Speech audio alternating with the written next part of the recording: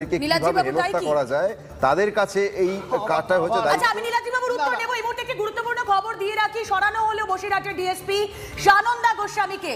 সানন্দা গোস্বামীর জায়গায় দায়িত্বে কৃষ্ণেন্দু ঘোষ দস্তিদার।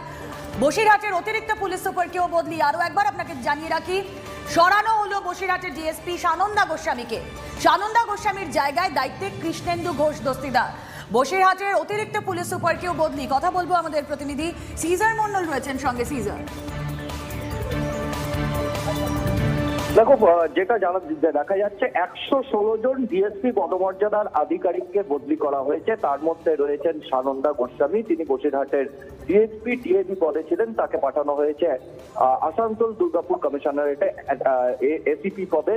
ঠিক সেরকমই আমাদের বনগা পুলিশ ডিস্ট্রিক্টের যিনি ডিএসপি হেডকোয়ার্টার ছিলেন দীপেন্দ্র তামাং, যাকে সিজিও কমপ্লেক্সের আগে দেখেছি আমরা সানন্দা গোস্বামীর সঙ্গেই, তাকেও পাঠানো হয়েছে মালদার ডেপুটি সুপারিনটেন্ডেন্ট অফ পুলিশ পদে, হেডকোয়ার্টার পদে। এবং রাজ্য পুলিশের তরফ থেকে যেটা দাবি করা হচ্ছে যে এটা একদমই রুটিন বদলি, এর সঙ্গে কোনো ঘটনার সম্পর্ক নেই। যদিও ঘটনাক্রমে দীপেন্দ্র তামাং এবং সানন্দা গোস্বামী এই দুজনই কিন্তু ইডির ওপর হামলার ঘটনার তদন্তের নেতৃত্বে ছিলেন এবং তারা একাধিকবার এসেছেন সিজিও কমপ্লেক্সে। ইডি আধিকারিক ধন্যবাদ। হ্যাঁ, নীলাদ্রি বাবু, আপনাকে বিরত করেছিলাম। 3 সেকেন্ড, খুব সংক্ষিপ্ত পরিসরের আলোচনা। না, খুব সংক্ষিপ্তই বলছি। আমরা একটু হাসি পাচ্ছি অনির্বাণের কথা শুনে। 21শে জুলাই যেখানে সভা করে তৃণমূল, সেখানে যখন বিজেপি প্রধান বিরোধী দল বিজেপি সভা করতে চায় তখন পুলিশ অনুমতি দেয় না, ক্যাডার কাম পুলিশ অনুমতি দেয় না, কোর্টকে সেখানে ইন্টারভিউ করতে হচ্ছে। ডিআইএফআই যখন সভা করে তখন কিন্তু পুলিশের অনুমতির কোনো অসুবিধা হয় না।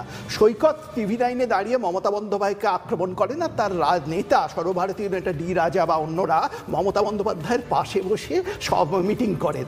এই যে দ্বিচারিতার, এখানে একটা অদ্ভুত ব্যাপার আছে। আপনি শুধু তৃণমূলের কথা বলবেন না, বামেরা আছে।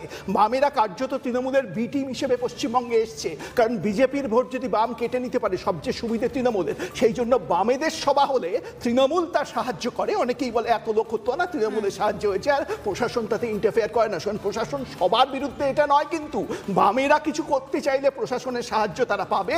বিজেপি কিছু করতে চাইলে কাজী মাসুম আক্তাররা গলা তুললে তখন আর প্রশাসন এগিয়ে আসবে না। একটা সূক্ষ্ম ভেদ আছে প্রশাসনের, সবার প্রতি পক্ষপাত দুষ্ট, এটা বোধহয় বলা উচিত না। একেবারে যে স্বতঃস্ফূর্ততা বা যেভাবে প্রশাসনের এই সিস্টেম চলা দরকার, যে এক্সপেকটেশন সাধারণ নাগরিক হিসেবে আমরা করি, সেটা হয় না বলেই বোধহয় এই প্রশ্নগুলো তুলতে হয়। সেই প্রশ্নের উত্তর খোঁজার চেষ্টা করলাম এই পর্বে। আরও একটা ব্রেক নিচ্ছি, ব্রেকের পর ফিরছি। কিন্তু সেখানেও আমরা দেখছি এই রাস্তায় ওই পথশ্রী প্রকল্প, রাস্তা হয়েছে ঠিকই, কিন্তু তার হতশ্রী চেহারা।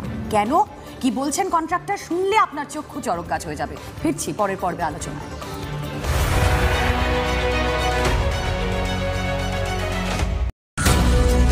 জল, জঙ্গল, পাহাড়, গ্রাম, জেলা